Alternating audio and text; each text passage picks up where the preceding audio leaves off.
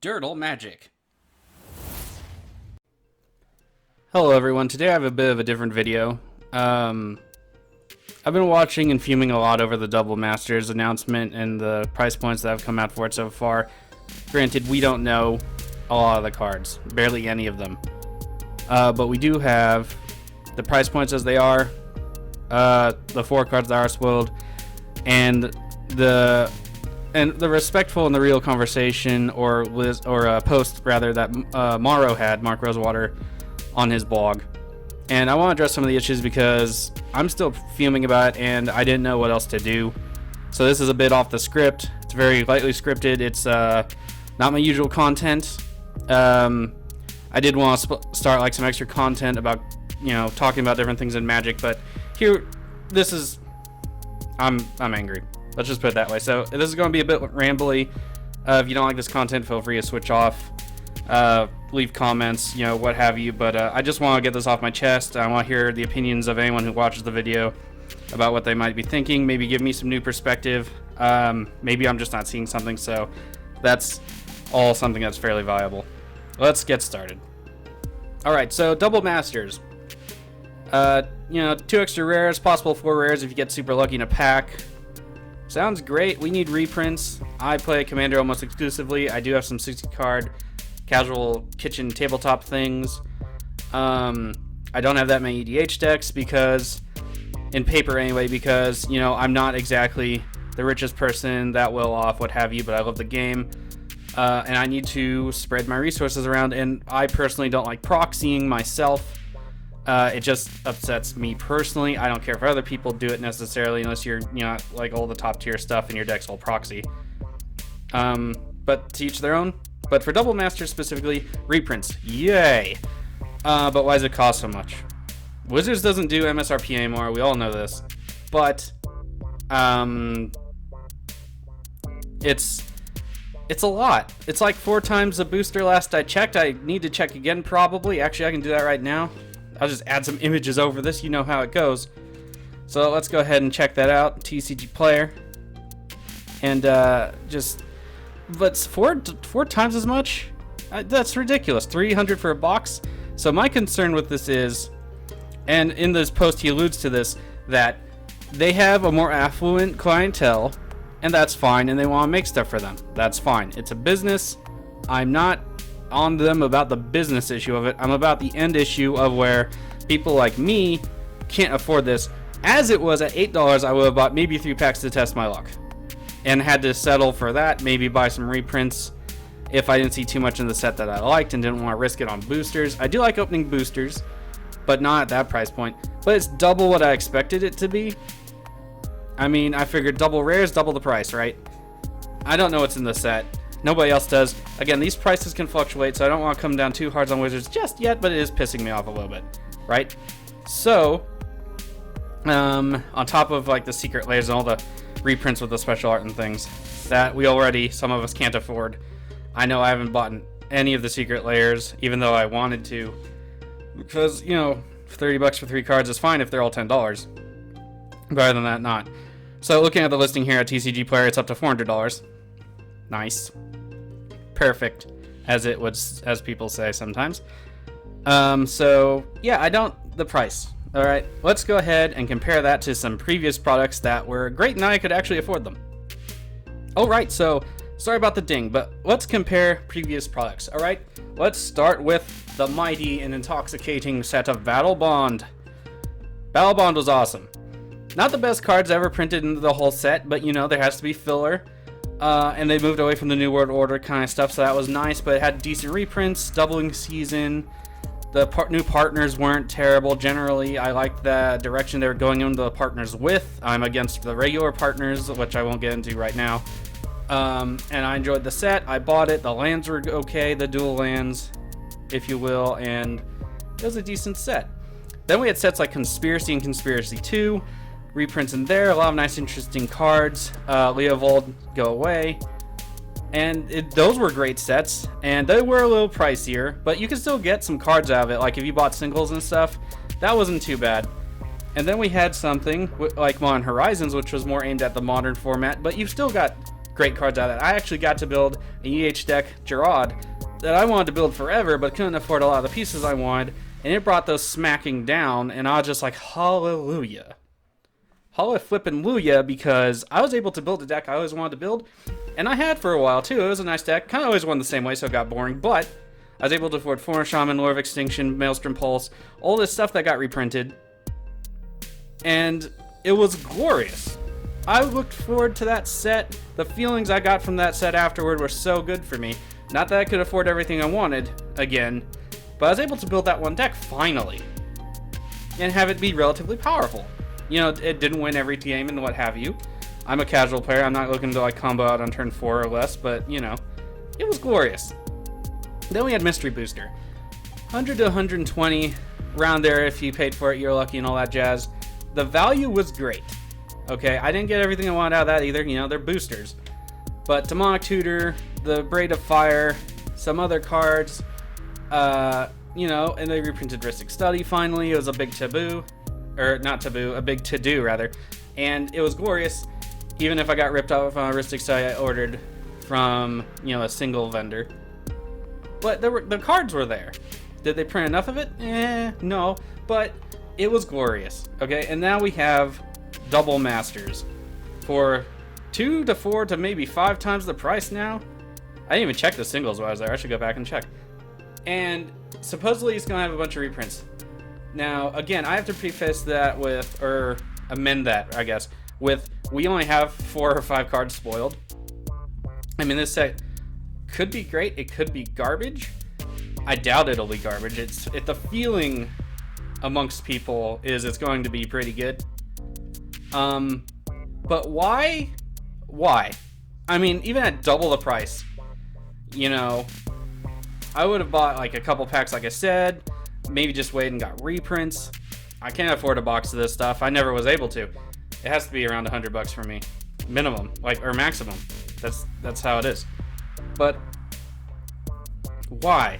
Why, Wizards? Yes, you told us why. Mark was very cordial, very professional, and told us why. Told us straight up. I respect the honesty. But for fuck's sake, sorry. I'm really riled up about this. I usually don't like to cuss too much, but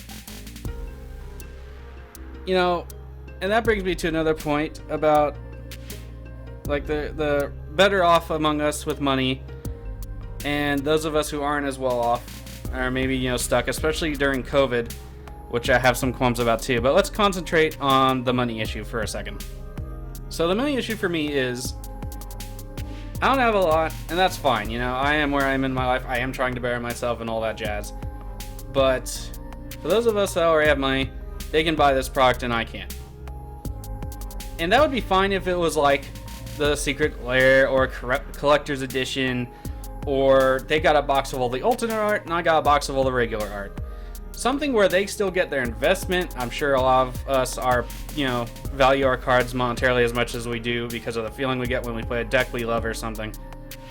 But for me, it's why isn't it just a second tier thing? Why did it have to be the reprints of all things? They can already afford, and now I'm lumping people together in large groups, and if somebody's going to get offended by this, I am sorry. But I kind of have to make the point. Getting into specifics would take a very long time. So in either case, there's the better off people who can afford this, maybe a case of it or something, and then they have all this extra value hanging over the heads of the people who can't afford it. And then if they don't do a large enough print run and the local shops don't get it, or the online vendors don't get it, that won't necessarily bring the price down on stuff we might want or need. Like, I don't want the Mana Crypt or Mana Vault or whatever the heck that is. I play casually. Even if I get one, maybe I'll trade it off. I don't want the power like that, you know? Blightsteel Colossus as a backup plan? Sure. Atraxa or Kali as my general? Sure. I'm not playing Masters of Cruelties, though. You know, I have backup combos and things, but I'm not out there to, like, you know, turn 4 people. That's not how I play.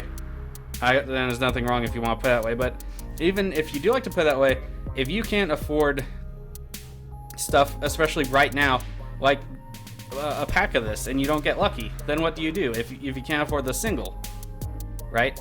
So I'm afraid that the people who can't afford it are going to be much, how did I put it? Much more secure in their position to sell it back to us. And I'm not saying they're being malicious or anything. I'm just saying that it creates this gap. It's like Magic is getting classes now, where it's the more well-off people and the less well-off people and the more well-off people just have all the inventory. Now, the shops are a different thing. I'm not saying like the shops are like, you know, the well-off people. Sorry, that was bad English. Or, you know, that they're going to be nuggets about this and scum us around. But, you know, I'm afraid it's going to create that gap. I'm afraid we're going to not get enough reprints for it to be affordable for the rest of us, so I can't rebuild something like Gerard if I wanted to. You know, or if I want to, like, rebuild my old Felden deck and stick a Blightsteel in there. Yeah, it's only one card, but I'm still not going to pay, like, $30 for that. You know, that could get me, like, a good chunk of another deck. So, you know, especially now that I'm sitting at home a lot and playing Magic Online, which is great, but, you know, paper, I have a lot of paper. I'd like to go back out and play with my friends at some point, and it's just kind of a bummer. So, but, and my concern is we just won't have access to those reprints because people will buy it and they won't necessarily hit the market. You know what I'm saying? I'm hoping the local shops buffer this because they want to make money, they want to make profit and all that jazz. And I support my local LGS whenever I can. I even bought, you know, something I couldn't necessarily afford from them when they opened back up. Drove by, picked up. I want them to succeed. I want a place to play outside my house. But I'm worried. I'm really worried about not having access to reprints. I'm hoping it's the case where a lot of the reprints just crash. I mean, not crash to where people lose a ton of money or anything. I'm not out to, like, fleece people. But, like, if they print Rhystic Study again, keep it at $10 for a while. Jesus Christ. The last time they reprinted it, it went straight up back up to 20. I know it was creeping up higher than that, but $20 is a lot for a card. And if you do need multiple prints for some reason, that's a lot. So the next point I want to cover is something that has also been disturbing me and keeping me up at night, literally. Yeah, I know I'm a bit odd here, but I love Magic. It's one of the few games I play with, like, physical, real live people out there in the world beyond my window walls. And I want to address, at the end of this year, there's supposed to be Commander Legends. Alright, so my concern with Commander Legends is it's coming out at the end of the year.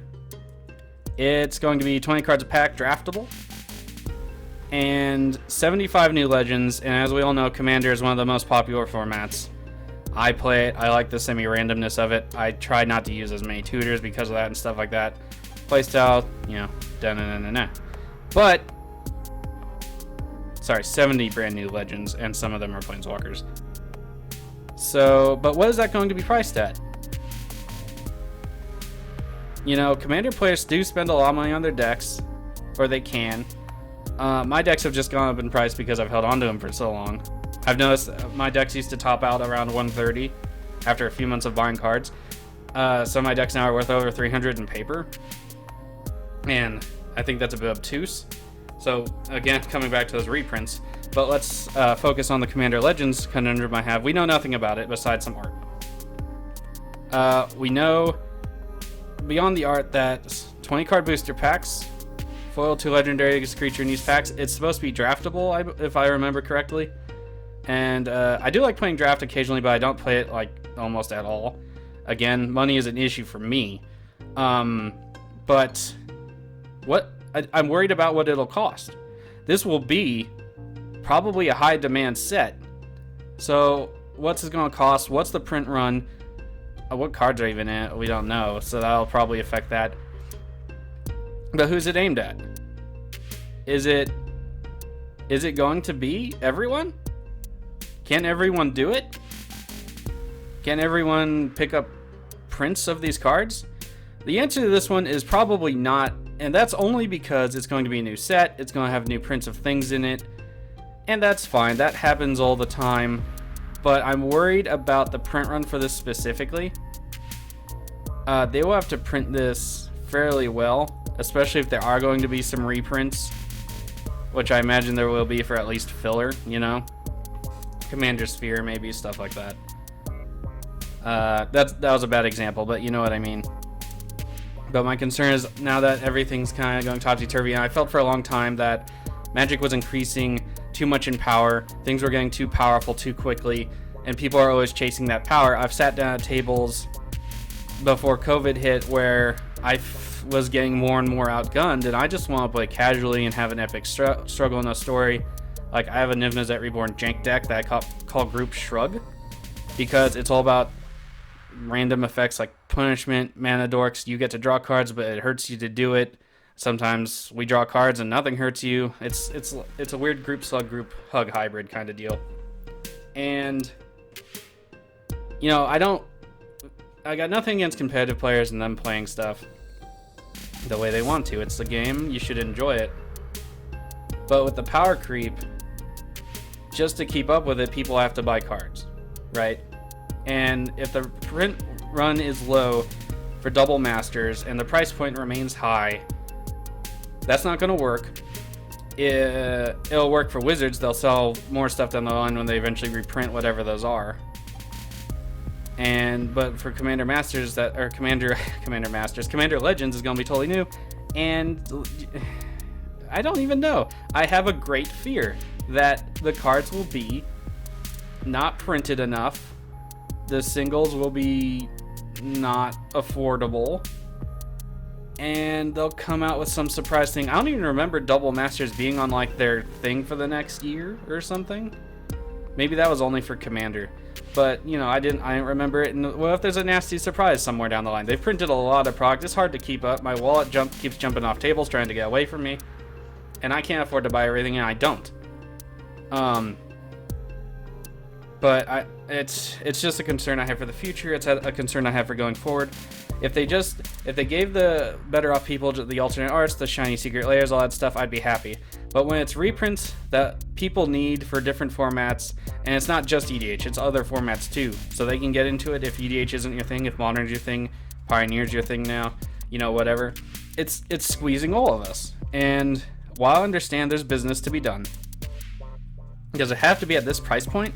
Can't you give the better off people the alternate arts, the super rare shiny things, all that other stuff? Can't you give them the reprints that will be worth more regardless, and give us the normal things? I mean, you do it with secret layers. It's not sorry, now I'm talking directly to wizards. It's not that they're printing secret layers for the richer off people. People like alternate art. I like alternate art, but you know, something like that where it's segmented away from the normal player base, or the quote-unquote normal player base, the player base as a whole, towards the upper echelons of monetary accomplishment, I suppose, where they do have their own product, and they can still invest in our product and maybe, you know, run the risk of inflating prices and stuff, but they still have their own thing, right? And I think that's the line Wizards doesn't want to cross because it is a bit uncertain, but there should be product like that. And there was the collector's boosters and the collector's boxes, and I didn't care to buy them, and other people did, and that was fine. I still got my normal cards.